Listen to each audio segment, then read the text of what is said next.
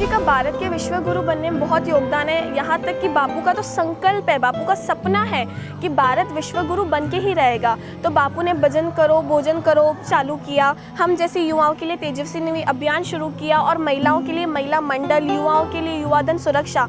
और अब तो बापू जी ने जो बच्चे महिलाओं के पेट में उनके लिए दिव्य शिशु संस्कार चलाया था कि बच्चों को गर्भ से ही संस्कार दिया जाए।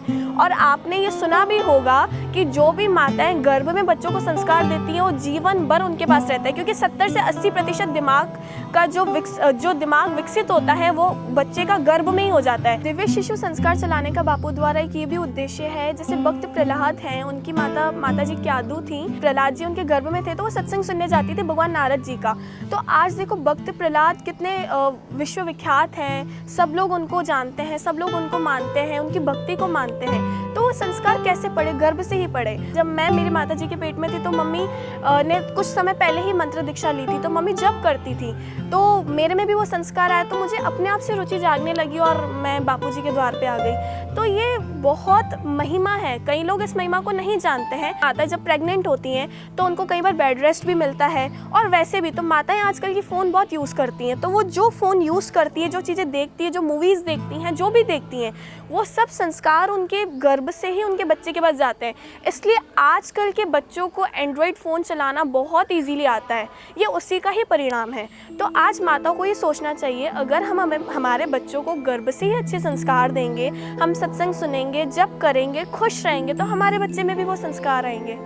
तो बस बापू का यही उद्देश्य है कि बच्चों की जो नींव है वो गर्भ से ही मजबूत करी जाए। फिर वो जब गर्भ से बाहर आए तो फिर उनके लिए बाल संस्कार केंद्र चलाया जाता है। फिर जब बच्चे बड़े होते हैं तो तेजस्विनी अभियान चलाया जाता है, गर्ल्स के लिए, बॉयज़ के लिए युवा सेवा संघ चलाया जाता है। और फिर जो बड़े होते हैं वो सत्संग सुनते हैं, बापू की कृपा से वो अपना उद्देश्य पूरा करने में लग ही जाते हैं। और आजकल बापू के इतने सारे बच्चे इतनी बड़ी बड़ी पोस्ट पे हैं, तो वो कैसे? क्योंकि उन्होंने यही शिविर का सहारा लिया, बापू का सहारा लिया।